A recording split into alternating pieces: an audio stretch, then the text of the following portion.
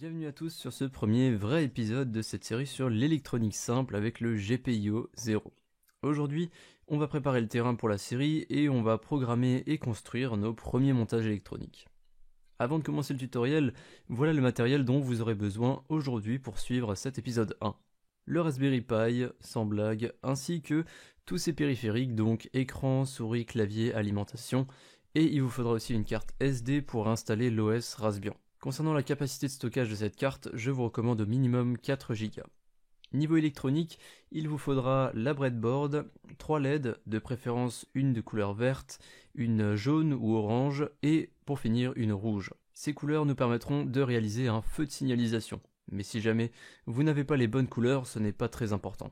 Il vous faudra aussi 4 câbles mâle-femelle, donc un côté qu'on branchera sur le Pi et l'autre qui ira dans la breadboard. Et pour finir, il vous faudra aussi 3 résistances de 330 ohms.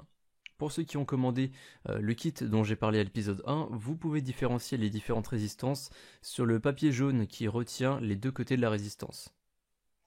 Passons maintenant au tutoriel. On va commencer par installer Raspbian sur notre carte. Rendez-vous donc sur le site raspberrypi.org, section téléchargement, cliquez sur Raspbian, puis sélectionnez ensuite la version Raspbian Stretch with Desktop. Le lien est en description. Il nous faudra ensuite le logiciel Win32Disk Imager, qui nous permettra d'écrire l'image de Raspbian sur notre carte SD. Ce logiciel est bien évidemment gratuit et le lien de téléchargement lui aussi se trouve dans la description. Une fois ces deux choses téléchargées, insérez votre carte SD dans votre PC et ouvrez Win32Disk Imager. Pour ceux parmi vous qui seraient sur Mac, vous pouvez utiliser le logiciel Etcher qui est un équivalent. Il vous faudra décompresser l'image de Raspbian qui normalement arrive dans un fichier zip, donc utilisez WinZip ou 7zip ou autre logiciel du genre pour récupérer l'image. Retournez ensuite sur Win32Disk Imager et sélectionnez l'image de Raspbian. Dans le drop-down périphérique juste à droite, choisissez la lettre qui correspond à votre carte SD. Cliquez ensuite sur Écrire en bas de la fenêtre, acceptez l'avertissement et ensuite il ne vous reste plus qu'à laisser le logiciel travailler. Une fois que la carte SD est prête, insérez-la dans le Raspberry. Branchez tous les périphériques et alimentez notre micro-ordinateur. Raspbian prend un petit peu de temps et un reboot pour bien s'installer.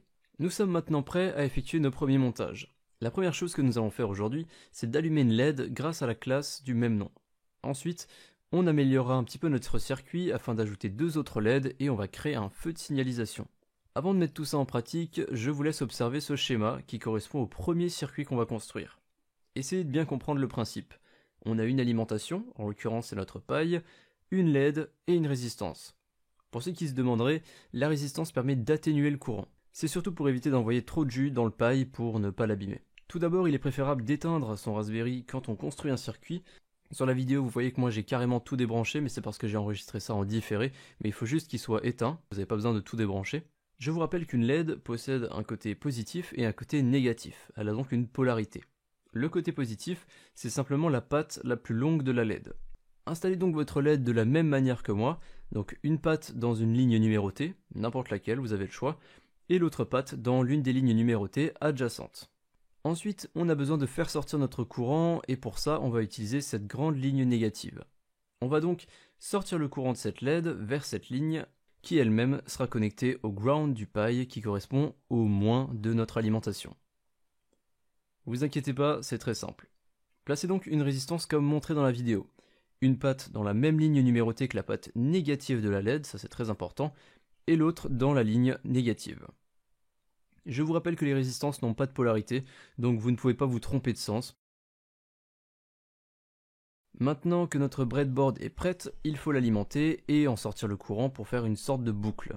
C'est ici qu'entre en jeu notre fameux schéma. Si vous venez de vous dire qu'est-ce que c'est que ce truc, qu'est-ce que c'est que ce schéma, c'est que vous avez probablement raté l'épisode 0. Pour plus d'infos, je vous invite quand même à regarder l'épisode 0, ça sera un petit peu plus simple à comprendre. Prenez donc l'un de vos câbles mâle-femelle, ceux que je vous ai présentés au début de vidéo, et plutôt que de se compliquer la vie à connecter votre circuit à l'une des pins centrales, je vais connecter le mien sur le pin GPIO 21 qui se trouve à l'extrémité, côté USB vers l'extérieur. Donc c'est vraiment le tout dernier pin côté USB vers l'extérieur. Attention, je précise, selon votre modèle de Raspberry, vous n'avez peut-être pas les pins au même endroit que moi. C'est pour ça que j'insiste sur le fait qu'il vous faut absolument le schéma récapitulatif des pins. Donc essayez d'en trouver un et imprimez-le, ça sera beaucoup plus simple. En fait, des pins GPIO, il y en a plein sur le Raspberry. Au total, il y en a 26 sur le Pi 3 modèle B. La seule raison pour laquelle j'ai choisi le 21, c'est qu'il est simple à trouver, mais on aurait pu prendre n'importe quel autre. Maintenant que votre câble est connecté au Pi, on va alimenter la breadboard. Branchez donc l'autre extrémité du câble dans la même ligne numérotée que le côté positif de la LED. Donc, comme sur la vidéo. Puis, il ne vous reste plus qu'à connecter le ground. Prenez donc un autre câble mâle-femelle et branchez l'extrémité mâle dans la ligne négative de la breadboard, encore une fois n'importe où dans cette ligne négative, puis ensuite connectez l'autre extrémité sur l'un des ports ground du Pi. Chez moi, je vais choisir celui à l'autre extrémité de mon premier branchement. Donc ça va être le troisième pin en partant du port DSI. Le port DSI, c'est celui qui nous permet notamment de brancher un écran. Et ce pin se trouve du côté extérieur, donc comme vous pouvez le voir actuellement en vidéo. Pour ceux qui seraient un petit peu paniqués et qui seraient pas trop sûrs et parce qu'ils voient peut-être pas bien sur la vidéo, je vous montre un schéma du branchement que vous devez réaliser. N'hésitez pas à faire pause, le temps de tout terminer. Si vous avez la même chose que moi, eh bien félicitations, vous avez fait votre premier montage. Enfin attendez, il faut d'abord qu'on aille le tester pour être sûr. On va maintenant utiliser idle pour écrire des scripts Python, qui nous permettront ensuite de faire des actions à cette LED. Allez dans le menu du Pi, puis dans Programming et ensuite Python 3 idle. Faites un nouveau fichier avec File, New File. Inscrivez ensuite le code affiché à l'écran. Pour gagner du temps, je ne vais pas écrire le script en direct, je vous le donne, mais je vais le commenter pour vous expliquer à quoi sert chaque ligne. Au début du programme, on importe la classe LED de GPIO 0, ce qui nous permettra de gérer notre LED, et on importe aussi la fonction sleep de time, qui va nous permettre de mettre le code en pause, ou de marquer des pauses dans le code. On crée ensuite une variable LED qui va contenir notre LED. On assigne cette variable en lui donnant la valeur LED avec entre parenthèses le pin GPIO utilisé. Chez moi, je vous rappelle que j'ai utilisé le 21. Si vous avez utilisé le même port que moi, eh bien vous pouvez aussi mettre 21, sinon il faudra mettre celui que vous avez choisi. Pour finir, on va utiliser while true, qui nous permet de créer une boucle infinie, qui va allumer et éteindre notre LED toutes les secondes.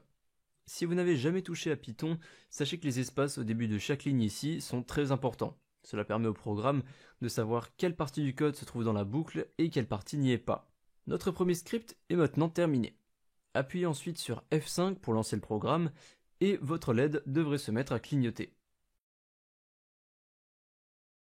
Vous pouvez ensuite faire CTRL-C pour arrêter le programme. Si ça ne fonctionne pas chez vous, deux solutions. Soit vous vous êtes trompé dans le code Python, dans ce cas-là vous devriez avoir une erreur affichée dans idle, soit c'est un problème au niveau de votre montage ou de votre choix du pin GPIO. Vérifiez le montage et le script, réglez l'erreur et tout devrait rentrer dans l'ordre. Si ça fonctionne parfaitement chez vous, eh bien félicitations, pour de vrai cette fois, vous venez de créer votre premier montage électronique, modifiable via software. Avant de passer au montage suivant, j'aimerais que vous modifiez le code actuel par celui-là. Ce que fait ce code, c'est exactement la même chose, mais avec moins de lignes de code.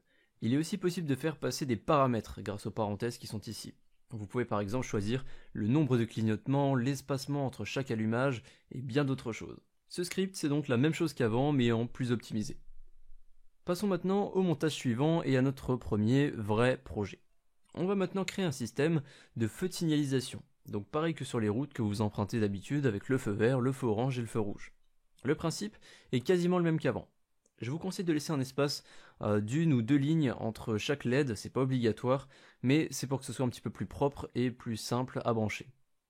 Je vais donc mettre mes LED dans l'ordre, donc vert, orange et rouge.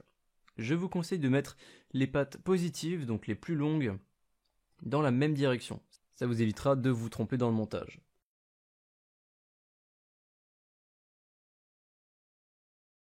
Puis on va maintenant ajouter les résistances.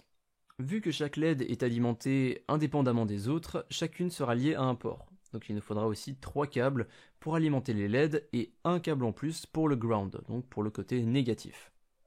Comme avant, ajoutez donc pour chaque LED une résistance avec une patte dans la même ligne numérotée et l'autre dans la ligne négative.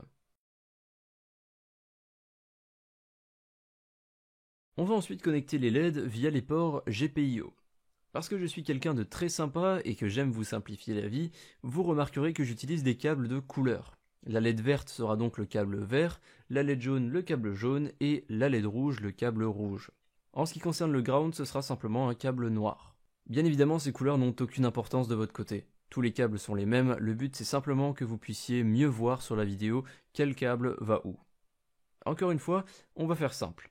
Je vais assigner la LED verte au port 21, donc le même qu'au premier exemple. La LED orange ou jaune, je vais la mettre sur le port juste à côté, donc le 20, toujours côté extérieur. Puis pour finir, la LED rouge, encore une fois, juste à côté de la précédente, donc le port 16, qui est, encore une fois, juste à côté du côté extérieur. Je vous affiche aussi un schéma à l'écran qui correspond à notre montage. N'hésitez pas à faire pause, le temps de tout connecter et de tout vérifier. Ensuite, si tout vous paraît bon, il ne vous restera plus qu'à connecter un câble depuis la ligne négative vers l'un des pins ground de notre paille. Ici, encore une fois, je vais utiliser le même pin ground que j'ai utilisé au premier exemple. Donc le troisième en partant du port DSI côté extérieur. Une fois le montage terminé, vous pouvez ensuite ouvrir Python et insérer ensuite le code qui est affiché à l'écran. Celui-là est un petit peu plus long, mais il reste tout aussi simple. J'ai donc utilisé le port 16 pour la LED rouge, 20 pour l'orange ou jaune, et 21 pour la LED verte. J'ai donc créé une variable pour chacune des LED et je leur ai assigné le pin GPIO correspondant. On commence dans notre script par allumer la LED verte et on fait en sorte que les deux autres soient éteintes. Puis, dans notre boucle infinie, on fait un système de feu de signalisation. Donc la LED verte va rester allumée pendant 10 secondes. Ensuite, elle s'éteint et elle va laisser place à l'orange pendant 1 seconde. L'orange s'éteint ensuite et laisse place à la LED rouge pendant 10 secondes. Ensuite, après ces 10 secondes, on allume l'orange en même temps pendant 1 seconde, puis on éteint l'orange et la rouge et on réactive la LED verte. Dit comme ça peut paraître peut-être un petit peu compliqué, un petit peu rapide, mais vous voyez que le code c'est vraiment étape par étape, c'est très simple. Une fois qu'on arrive à la fin de la boucle, vous pouvez voir que c'est une boucle infinie, parce qu'on a le while true, donc cette boucle va continuer de se lire encore et encore, à chaque fois qu'on arrive à la fin, le début du code va se relire. Vous pouvez maintenant tester votre montage en appuyant sur F5. Nous voilà maintenant à la fin de ce premier épisode sur l'électronique simple avec le GPIO 0. J'espère que ce premier vrai épisode vous a plu, vos retours sont très importants, donc dites-moi ce qui est bien ou pas bien, si ça va trop vite, si c'est trop lent, si on voit pas assez les schémas ou ce genre de choses, bref, je suis ouvert à toutes vos suggestions, donc n'hésitez pas à m'en faire part. Merci à vous d'avoir suivi cette vidéo jusqu'au bout. Si vous l'avez appréciée, pensez vraiment à mettre un j'aime, ça fait toujours très plaisir, ça me donne envie de continuer de faire cette série. Pensez à vous abonner si ce n'est pas déjà fait pour ne pas manquer les autres vidéos ou les autres épisodes d'une série en particulier. Et pensez à me suivre sur Twitter si vous voulez rester au courant de l'actualité de la chaîne. Mon nom d'utilisateur c'est simplement Zef_Lab, vous avez de toute façon un lien en description. Merci à vous d'avoir suivi la vidéo jusqu'au bout et je vous dis à très bientôt pour d'autres vidéos sur cette chaîne. Salut!